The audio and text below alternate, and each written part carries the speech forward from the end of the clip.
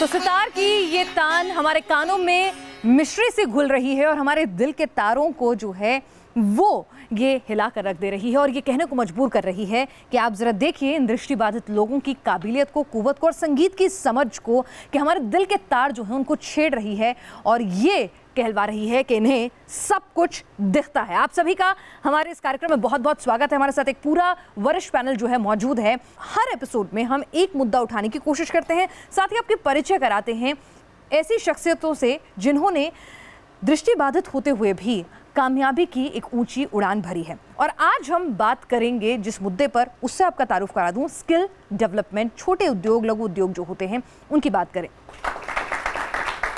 चलिए तो जोरदार तालियों के साथ स्वागत करते हैं अपने तमाम मेहमानों का। हमारे साथ अलवीना कुरैशी हैं, मशहूर गायिका हैं और ये छोटी सी नन्ही परी जो है स्टेज पर खूब कमाल करती हैं और इनकी आवाज़ जो है आपके दिलों को बहुत सुकून देती है। इनकी आवाज़ भी सुनवाएंगे, इससे बातचीत भी करेंगे। जोरदार तालियां अलवीना कुरैशी के लिए। साथ ही हमारे साथ हरीश चंद्र जी हैं, कव्वाली और म्यूजिक टीचर हैं, आपको बहुत बहुत स्वागत है। साथ ही हमारे साथ यहाँ पर सत्यपाल भारती जी हैं, रिटायर्ड क्राफ्ट टीचर हैं, JRM सीनियर सेकेंडरी स्कूल के, आप यहाँ मौजूद हैं। तो जोरदार तालियां यहाँ पर सर के लिए भी, सत्यपाल भारती जी के लिए।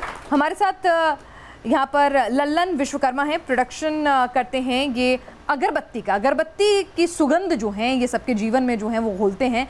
एक बार जोरदार तालियां लल्लन जी के लिए भी। हरीश चंद्र जी से हम आपका तारुफ करा चुके हैं। साथ ही हमारे साथ अखिलेश इस वक्त बने हुए हैं। अखिलेश जो हैं वो कैंडल की मैंने बात की थी, इनकी ज़िंदगी में भले ही अंधेरा दिया हो प्रकृति ने, लेकिन सबकी ज़िंदगी में उजाला करने की कोशिश करते हैं। हमारे साथ महेश कुमार जी हैं, जिनके सितार की तान ने हमारे दिलों के तार छेड़ दिए हैं। महेश जी के लिए भी जोरदार तालियां एक बार फिर से हो जाए। सरकार क्या कुछ कर रही है, क्या किए जाने की ज़रूरत है, क्या इनके स्टार्टअप्स के लिए भी, इनके उद्योगों के लिए भी उन्हें उसी तरह से फंड मिलता है, इस दिशा में कितना काम हुआ है? सबसे पहले एक रिपोर्ट देखिए, फिर आगे चेक करेंगे इस चर्चा। जिन्हें कुदरत ने जिंदगी की सबसे अनमोल नेमत से रुखसत कर दिया, जिनकी आंखों के आगे हमेशा हमेशा के लिए अंधेरा कायम रहता है। कभी सोचा है कि आखिर जिंदगी की दौड़ के लिए वो खुद को कैसे तैयार करते हो? दृष्टिहीनों को आखिर रोजगार कैसे मिले? क्या दृष्टिहीनों के स्किल डेवलपमेंट यानी कौशल विकास के लिए सरकार के पास कोई एक्शन प्लान है? अगर है तो उसका क्या असर हुआ है? स्किल डेवलपमेंट के लिए श्रम मंत्रालय का एक्शन प्लान है। मंत्रालय 20 वोकेशनल रिहेबिलिटेशन सेंटर का संचालन कर रहा है, तो 10,000 से ज्यादा ITI सेंटर की देखरेख भी मंत्रालय के हाथों में है। इतना ही नहीं, 1,000 एम्प्लॉयमेंट एक्सचेंज का संचालन भी श्रम मंत्रालय के जिम्मे है। मानव संसाधन विकास मंत्रालय भी दिव्यांगों के स्किल डेवलपमेंट के लिए तकनीकी और वोकेशनल कोर्स संचालित करता है। इस कार्यक्रम के तहत मंत्रालय से संबंधित कॉलेजों में दिव्यांगों को कौशल विकास की ट्रेनिंग मुहैया कराई जाती है। लेकिन देश भर में दिव्यांगों के रोजगार की चुनौती काफी बड़ी है। खासकर आंकड़ों के लिहाज से देखने पर साल 2011 की जनगणना के आंकड़े के हिसाब से देश के 2.21% लोग डिसेबल हैं, तो दिव्यांगों की कुल आबादी 2.68 करोड़ है, जिनमें 19% लोग दृष्टिहीन हैं। सवाल तो ग्रामीण युवाओं के स्किल डेवलपमेंट का भी है। हालांकि ग्रामीण मंत्रालय दीनदयाल उपाध्याय ग्रामीण कौशल योजना के तहत दिव्यांगों को ट्रेनिंग मुहैया कराता है, लेकिन देश में दिव्यांगों की तादाद को देखते हुए ये नाकाफी लगता है। प्राइवेट सेक्टर भी कॉर्पोरेट सोशल रिस्पॉन्सिबिलिटी के तहत दिव्यांगों के स्किल डेवलपमेंट में योगदान देता रहा है, लेकिन अभी भी बहुत कुछ किया जाना बाकी है। दृष्टिहीनों के लिए जो सरकारी योजनाएं वो नाकाफ़ी हैं और उनके लिए बहुत ज़्यादा है भी कुछ नहीं। तो जब नहीं है तो ये बहुत दुर्भाग्य की बात है, किंतु अब जो है थोड़ा थोड़ा इस पर तवज्जो सरकार भी देने लगी है, समाज भी देने लगा है, NGOs भी देने लगे हैं कि इनके लिए ऐसे कौशल विकास किए जाएं जिससे ये आत्मनिर्भर बन सके। सवाल दृष्टिहीनों के सपने और स्किल संवारने का भी है, और इसके लिए सिर्फ सरकार ही नहीं बल्कि समाज को भी अपना नजरिया बदलने की जरूरत है। ये दौलत भी ले लो, ये शोहरत भी ले लो, भले छीन लो मुझसे मेरी जान, मगर मुझको लौटा दो बचपन का सावन, वो कागज की कश्ती, क्या बात है, वो बारिश का पानी, टीम, न्यूज नेशन। तो आपने रिपोर्ट देखी और देखा कि किस तरह से दृष्टिबाधित लोग जो हैं अपने अपने स्तर पर एनजीओज़ की मदद से अलग अलग क्षेत्रों में छोटे उद्योगों में लगे हुए हैं और अपनी काबिलियत, अपनी कुव्वत स्थापित कर रहे हैं। हमारे साथ तमाम लोग मौजूद हैं। अलवीना, हम आपसे चर्चा करेंगे। ये बताइए कि आप धीरे धीरे आपके आवाज़ को लोग इतना पसंद कर रहे होंगे। अब आजकल तो बहुत सारे स्टेज शोज़ वगैरह कर रही होंगी आप। जी, सबसे पहले तो मैं न्यूज़ नेशन का तहे दिल से शुक्रिया अदा करना चाहती हूँ, क्योंकि हम लोग एक बार फिर साथ में हैं, साथ में जुड़े हैं। और यहाँ आपने स्टेज शो की बात की, तो स्टेज शो तो बहुत सारे कर चुकी हूँ मैं, बहुत सारे। और इस चर्चा में सबसे पहले मैं हरीश चंद्र जी और यहाँ पर मेरे साथ मौजूद हैं सत्यपाल भारती जी। आप बताइए कि क्या वाकई में दृष्टिबाधित लोगों के लिए वो अपने पैरों पे खड़े हों, अगर नौकरी ना सही, क्योंकि नौकरी में तो बहुत कम आरक्षण है, नौकरी ना सही अगर अपना छोटा मोटा उद्योग धंधा शुरू कर सकें, उसके लिए सरकार सहयोग देती है? बहुत बढ़िया भाई, न्यूज़ नेशन ये जो आप चैनल है उसके प्रति तो मैं बहुत धन्यवाद प्रस्तुत करता हूँ। इन्होंने बड़ा अच्छा इनिशिएटिव लिया ये, और मैं जीता जागता प्रमाण बैठा हूँ, क्योंकि मुझे पता है कि स्किल डेवलपमेंट जो है उसकी कमी के कारण काफ़ी ब्लाइंड लोग, दृष्टिबाधित लोगों ने काफ़ी सफ़र किया।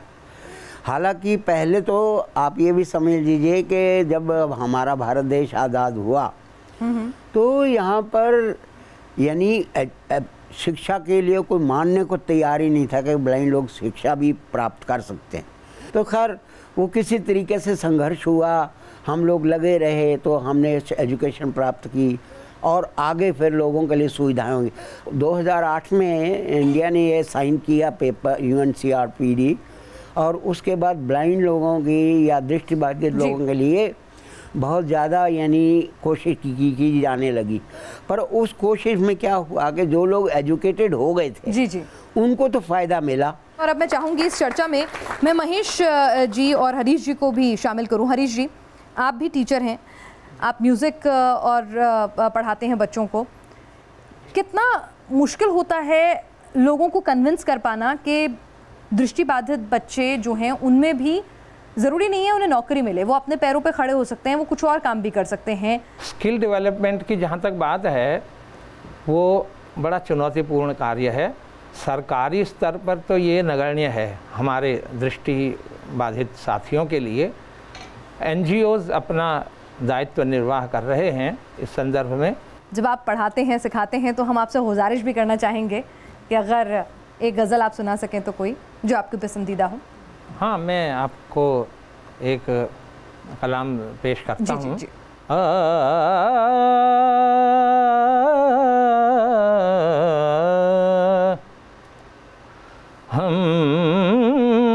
हम वो जो नहीं प्यार की करते हैं नुमाइश, सीने में दबा लेते हैं दीदार की ख्वाहिश। बहुत खूब, बहुत खूब।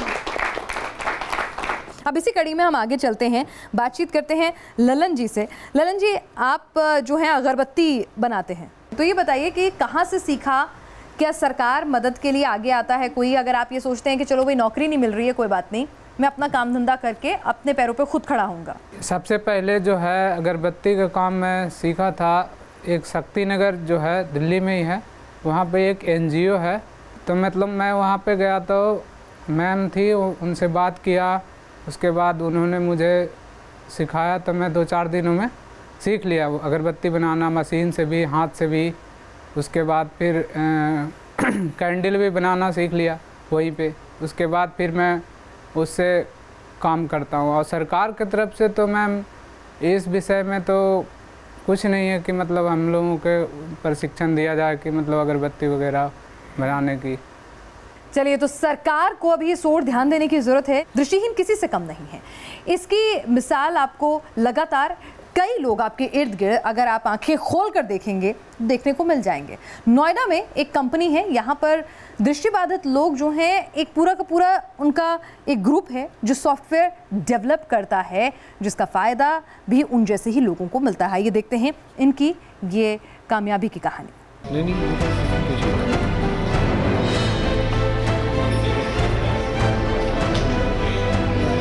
जिन्हें दृष्टिहीनों की काबिलियत पर जरा सा भी शक है, ये तस्वीरें उनकी आंखें खोलने वाली हैं। दिल्ली से सटे नोएडा में ये वो दृष्टिहीन हैं जो एक कंपनी में कंप्यूटर स्क्रीन पर सॉफ्टवेयर डेवलप करने में लगे हैं।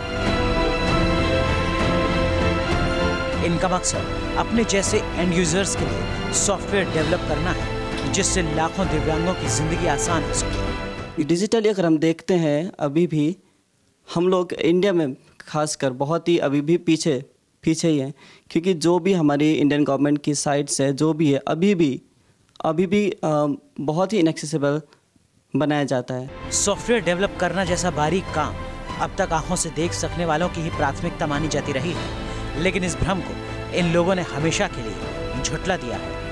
बिना ये सोचे कि आखिरकार सॉफ्टवेयर और एप्स डेवलपर यूजर्स दिव्यांग भी हो सकता है और जो एंड यूज़र है वो भी दिव्यांग हो सकता है, इस बारे में कभी ध्यान नहीं दिया जाता। इसीलिए दिव्यांग इस चुनौती को तोड़ करके, एक स्टीरियोटाइप को तोड़ करके टेक्नोलॉजी एरेना में खुद को बढ़ाने की लगातार प्रयास कर रहा है और उसको रिफॉर्म भी करने की कोशिश कर रहा है। नोएडा से वीडियो जर्नलिस्ट नवीन चौहान के साथ हर्षद अंदवानी, न्यूज़ नेशन। तो आपने देखा कि किस तरह से सॉफ्टवेयर डेवलपमेंट यानी कंप्यूटर की वो दुनिया, जिसको शायद आप एक बार की अगर बैठ के सोचेंगे कि भाई दृष्टिबाधित लोग कैसे करेंगे, कैसे ऑपरेट करेंगे, लेकिन वहाँ पर न वो सिर्फ उसे ऑपरेट कर रहे हैं, बल्कि वहाँ पर वो ऐसे सॉफ्टवेयर भी डेवलप कर रहे हैं जिसका फ़ायदा उन जैसे लोगों को मिले। तो ये स्टोरी आपने देखी, इसके लिए ज़ोरदार तालियां आप इन तमाम लोगों के लिए हो जाएं। हमारे साथ हमारे खास मेहमान लगातार जुड़े हुए हैं। हम यहाँ पर बातचीत करना चाहेंगे अखिलेश आपसे। अखिलेश, आप कैंडल बनाते हैं? जी मैम, मैं कैंडल बनाता हूँ। इसके लिए आप बधाई के पात्र हैं। ये बताइए कि कैसे सीखा, मतलब किसी ने मदद की, गाइड किया या अपने आप धक्के खाने पड़े? जी मैम, सबसे पहले मैं न्यूज़ नेशनल टीम का, पूरी टीम का मैं धन्यवाद देना चाहता हूं तहे दिल से। और मैं देहरादून में पहले ट्रेनिंग किया, पता चला था किसी दोस्तों ने कहीं पे ये कैंप लगा था ब्रेल सीखने का हम लोगों का, तो वहीं से हमें एक टीचर थे तो वहाँ पे ले गए, कहे कि चलो अब यहाँ ब्रेल कुछ सीख लिया, पढ़ाई लिखाई भी होते रहेगा और साथ ही में तुम अब ट्रेनिंग भी कर लो। चलिए, तो अपने पैरों पे खड़े होने के लिए सरकार की भी मदद मिलती है, ऐसा नहीं है कि पूरी तरह से हम सरकार को नकार सकते हैं। महेश जी, आप ये बताइए कि समाज कितने खुले दिल से स्वीकार करता है? देखिए, मैं सबसे पहले तो ये किसी कमज़ोर व्यक्ति का हाथ पकड़ना ये सबके बस की बात नहीं है, और जो न्यूज़ नेशन काम कर रहा है मैं उनका तहे दिल से धन्यवाद करता हूँ। मोस्टली देखिए स्वीकार करते हैं, ऐसा कुछ नहीं है।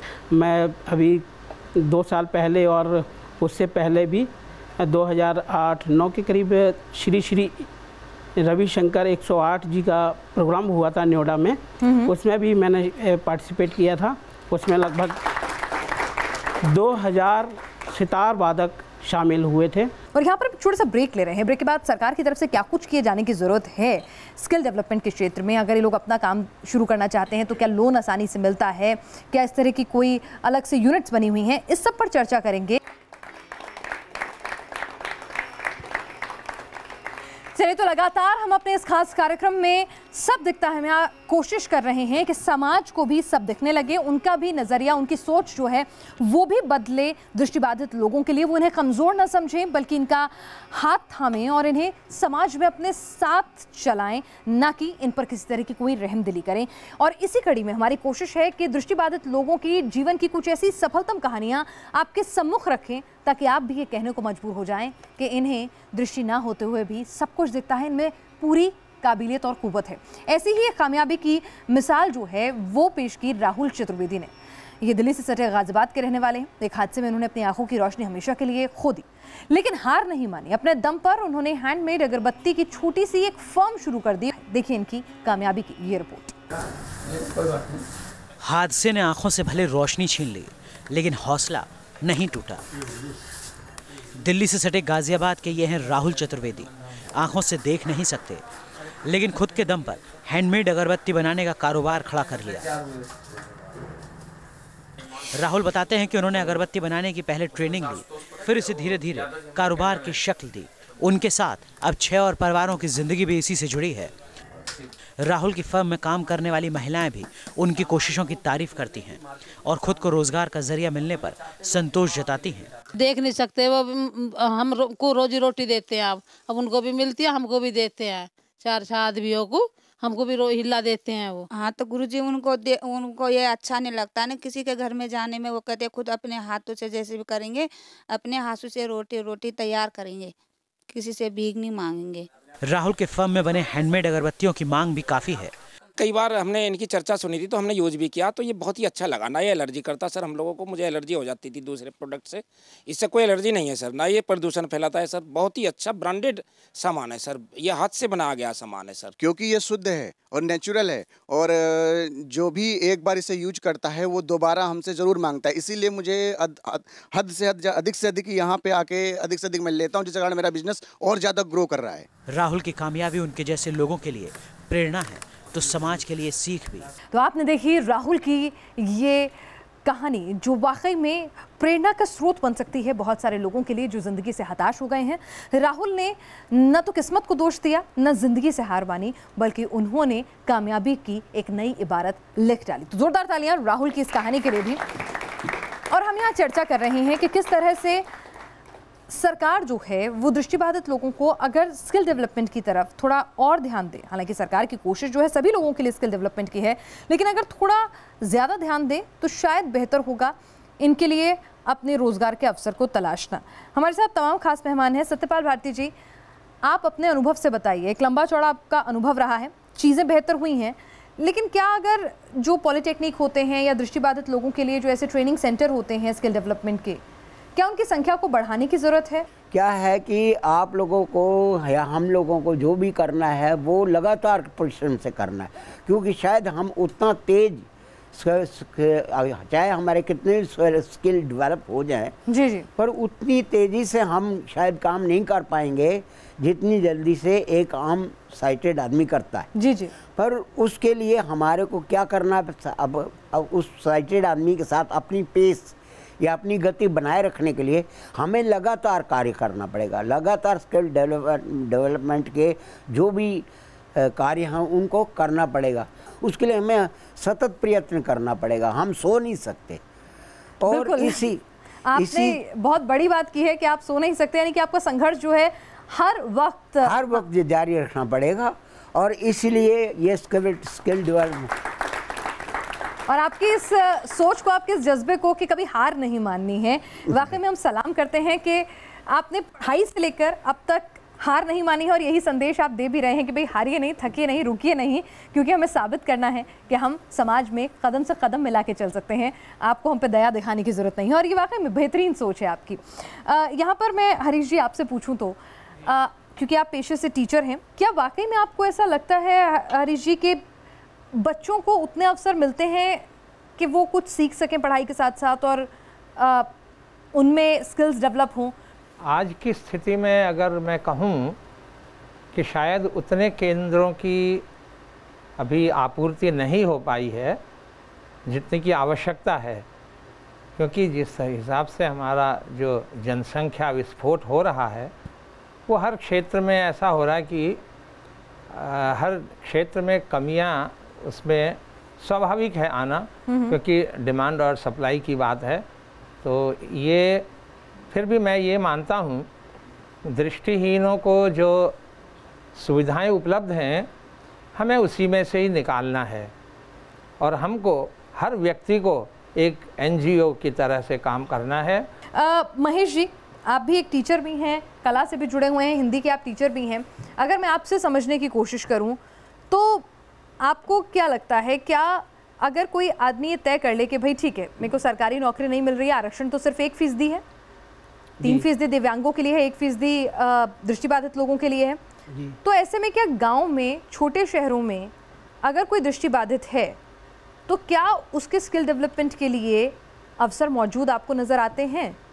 क्या अगर आप अपना रोज़गार, कुछ काम धंधा शुरू करना चाहते हैं तो सरकार से आसानी से लोन मिलता है, ऐसे कोई प्रावधान है? इसके बारे में भी हमें जागरूक करें। जी मैडम, मैं इस बारे में कहना चाहूँगा कि ऐसा कोई काम नहीं है जो हम लोग नहीं कर सकते, कि हम लोग लाइट का भी वर्क कर सकते हैं। मैं अपने घर में बताऊं कि जितने भी बिजली के बोर्ड हैं, अगर बहुत बड़ा कोई फॉल्ट नहीं है तो सारे के सारे काम मैं अपना स्विच अपना चेंज कर लेता हूं। अपना कोई वायर जल गया है बोर्ड के अंदर लाइट का, वो भी चेंज कर लेता हूं। इवन जो सिलाई मशीन है उसको भी खोल के नहीं चल रही है तो उसको भी मैं कर सकता हूँ। ये सब काम तो बिजली के हरे नीले पीले तारों को तो छूने से हम 2 आँख वालों को भी डर लगता है। आप तो वाकई में कमाल करते हैं। हाँ, तो ऐसा कुछ नहीं है कि हम लोग अगर अवसर दिया जाए, इससे ना कहा जाए कि आप नहीं छुए, इसको टूट जाएगी चीज़ या आपको करंट लग जाएगा, तो हम बहुत सारे अवसर हैं जो सरकार अगर प्रदान करे हमें, तो हम बहुत सारे स्किल डेवलपमेंट कर सकते हैं। हम लगातार आपको बता रहे हैं कि अगर मौका दिया जाए, अगर प्रोत्साहन मिले, समाज समान दृष्टि से इन दृष्टिबाधित लोगों को देखे, तो यकीनन ये बहुत कुछ काबिलियत और क़ुव्वत रखते हैं कर गुजरने की। आइए आपको एक ऐसी ही कहानी आपके सम्मुख रखते हैं कि किस तरह से स्किल डेवलपमेंट कर अलग अलग रोजगार के अवसर और अपने पैरों पर खड़े हो रहे हैं ये दृष्टिबाधित लोग। बांस की कमानी से शानदार कारीगरी, चौंके नहीं, ये वो लोग हैं जिन्हें आंखों से दिखता नहीं है, बावजूद इनके हाथों से बनी लैंप शेड हो या फ्लावर पॉट लोगों को अपनी ओर खींचता है। इन दृष्टिहीनों को नागपुर में एक संस्था बांस से बनी चीजों को तैयार करने की ट्रेनिंग मुहैया करा रही है। जैसे एक राखी है, जो अभी राखी का करीब मेलघाट के आदिवासी 1 लाख के ऊपर की राखी बांस की बनाते हैं और सोशल इसमें से हम उसका मार्केटिंग करते हैं। अगर ये ब्लाइंड स्कूल के बच्चे यहीं पे राखी बनाएंगे तो इनके लिए नागपुर में लाखों रुपए का मार्केट भी है। तो हम समझते हैं कि इनको ऐसी कुछ चीज पढ़ाई जाए, ऐसी चीज इनको दी जाए जिससे कि इनको अर्थार्जन का स्रोत मिले और ये अपने पैर पर खड़ा हो। हमने यहाँ पर चटाई बनाना सीखे, हम आगे भी ऐसी, अभी हम राखी बनाना सीखने वाले हैं, आगे भी हम बहुत कुछ सीखेंगे। बहुत सारी वस्तु बनाते हैं, मोबाइल स्टैंड हो गया, फिर डाइनिंग टेबल पे गर्म बर्तन रखने का स्टैंड हो गया, ऐसे शो के लिए छोटे छोटे वस्तु बनाते हैं और अभी हमारा भी राखी का काम चालू है। दो राय नहीं है कि दृष्टिहीनों को रोजगार दिलाने के लिए उनके स्किल को डेवलप करने की जरूरत है, लेकिन चुनौती यहीं खत्म नहीं हो जाती। स्किल डेवलपमेंट जैसे तैसे अगर कहीं मिल भी जाता है तो उसको जॉब मिलने के लिए तो वही संघर्ष करना ही है।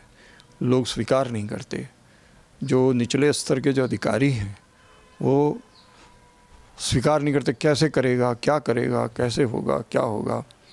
किंतु मैं ये कहना चाहता हूँ इस अपने इंटरनेशनल न्यूज़ नेशन के माध्यम से कि यदि ट्रेनिंग दी जाए तो हम किसी से कम नहीं हैं। सरकार को उन्हें रोजगार का मौका मुहैया कराना बेहद जरूरी है।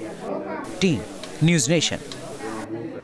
तो चलिए, आपने देखा कि बैम्बू से इतना खूबसूरत क्राफ्ट जो हैं ये लोग बनाते हैं नागपुर के, वाकई में काबिले तारीफ़ हैं, क्योंकि हमें तो अगर क्राफ्ट बनाने के लिए कोई कहे तो हम में से शायद ही बहुत कम बना पाएंगे।